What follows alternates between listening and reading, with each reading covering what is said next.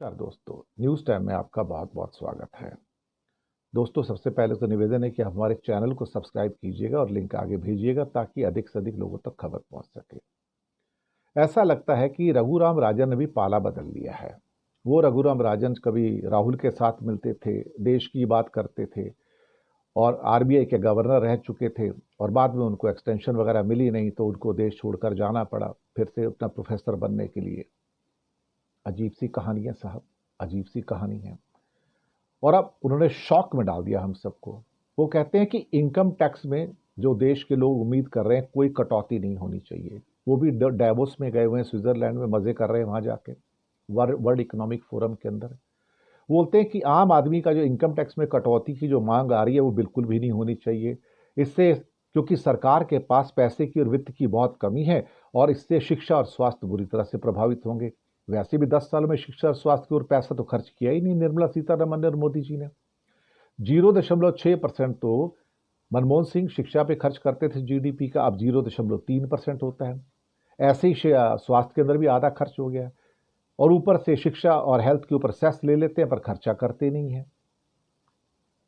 लेकिन अच्छा होता है रघुराम राजन ये बोलते कि वो जितने के जितने धन्ना सेठ हैं जिनका 35% से टैक्स घटा के 22% कर दिया गया था और उनकी प्रॉफिटेबिलिटी मुनाफाखोरी बढ़ती चली गई, उन्हें यह कहना चाहिए था कि इनका टैक्स बढ़ाना चाहिए, तब आप उसको शिक्षा और स्वास्थ्य पे खर्च करो। लेकिन आम आदमी को धक्का मारने के हिसाब से कह रहे हैं कि इनका सो कॉल्ड इनके टैक्स में कोई कटौती नहीं होनी चाहिए, यानी कि अमीरों के ऊपर रहम करो और गरीबों के ऊपर देखा जाए तो फिर से आप चोट करो। भाई, आप सब कुछ चाहते हो, आप भी मोदीमय हो गए, आप भी मोदी के रास्ते पे चल पड़े। तो रघुराम राजन ने भी पाला बदल लिया साहब।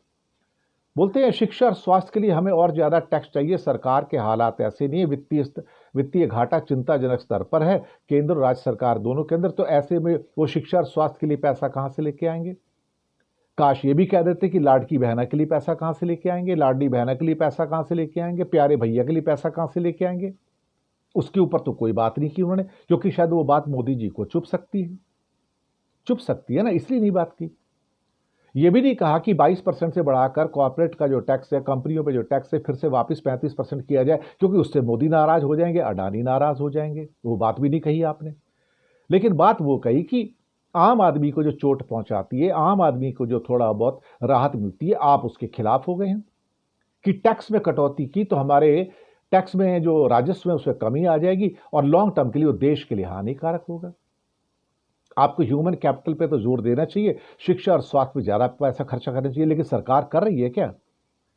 राहत कहां मिलनी चाहिए थी? राहत मिलनी चाहिए थी आम आदमी को, राहत दी जा रही है कॉर्पोरेट्स को। उसकी तो बात ही नहीं की उन्होंने, रघुराम राजन ने। मैंने कहा ना, रघुराम राजन को भी लगता है नया कोई नौकरी वोकरी चाहिए मोदी साहब के अंडर में। अब वो मोदी को सपोर्ट कर रहे हैं वहां पे। जो जरूरी चीजें हैं उसके बारे में वो बात नहीं कर रहे हैं। इस पर उनका पाला बदला हुआ है पूरा का पूरा। बोलते हैं इस पर रोजगार सृजन चाहिए। रोजगार कहां से आएगा? रोजगार तभी आएगा जब शिक्षा, स्वास्थ्य या विश्वविद्यालय की गुणवत्ता को आप इंप्रूव करेंगे। बहुत बढ़िया बात है, लेकिन आपने ये क्यों नहीं पूछा कि शिक्षा और स्वास्थ्य में आपने खर्चा 10 साल में आधा क्यों कर दिया? सड़कें बनाने से तो स्वास्थ्य नहीं सुधरता ना, सड़कें बनाने से शिक्षा में तो नहीं इंप्रूवमेंट आता ना।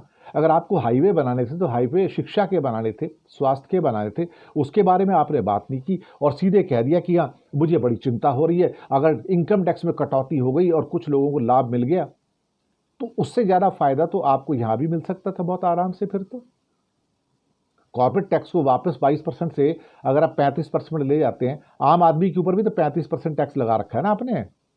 30% प्लस सेस मिला के 35% हो जाता है ना। तो फिर कॉर्पोरेट को, अडानी अंबानी को, धन्ना सेठों को, महिंद्रा को, टाटा को अगर आप 35% टैक्स मारते हो क्या बुराई है उसमें? लेकिन वो बात नहीं कही रघुराम राजन ने। मुझे लगता है कि रघुराम राजन भी अब इस समय शायद मोदी की भाषा बोल रहे हैं, निर्मला सीतारमन की भाषा बोल रहे हैं और सीधा कह दिया, बॉम्बशेल गिरा दिया, बम गिरा दिया बड़ा। इनकम टैक्स में कटौती नहीं होनी चाहिए, इससे भारत का नुकसान होगा और हमारी वित्तीय स्थिति अच्छी नहीं है। लेकिन जिस विलासता में, जिस ऐशो आराम में, महलों में हमारे मंत्री और प्रधानमंत्री रहते हैं, उसे देखकर लगता तो नहीं इनमें से कोई भी आम आदमी की तरह रहता है। करोड़ों अरबों रुपए की गाड़ियां यूज करते हैं, हवाई जहाज यूज करते हैं, अपने बंगलों के अंदर जिस ढंग से रहते हैं ऐसे तो राजा अकबर भी नहीं रहता था। उसके ऊपर तो उन्होंने कोई कमेंट नहीं किया राजन साहब ने। उस पर भी कमेंट कर देते कम से कम। उस पर कमेंट नहीं करते। कॉर्पोरेट को टैक्स बढ़ाने की बात करो तो उसके ऊपर कुछ नहीं कहते, लेकिन गरीब का टैक्स घट जाए तो वो उनको मंजूर नहीं है। ऐसे वो जीएसटी के भी खिलाफ आ जाएंगे। फिर आज इनकम टैक्स के खिलाफ हैं, कल जीएसटी के खिलाफ होंगे। उससे राजस्व को हमारा हानि पहुंचेगी, हमारी हालत खराब होंगे, वित्तीय स्थिति खराब हो जाएगी। तो साहब रघुराम राजन ने पाला बदल दिया, वो भी मोदी में हो गए। उनको भी लगता है मोदी से कोई पोस्ट चाहिए, मंत्री पद चाहिए होगा। मतलब अडानी अंबानी के खिलाफ नहीं बोलेंगे, लेकिन आम आदमी आप और हमारे खिलाफ बोलना शुरू कर दिया।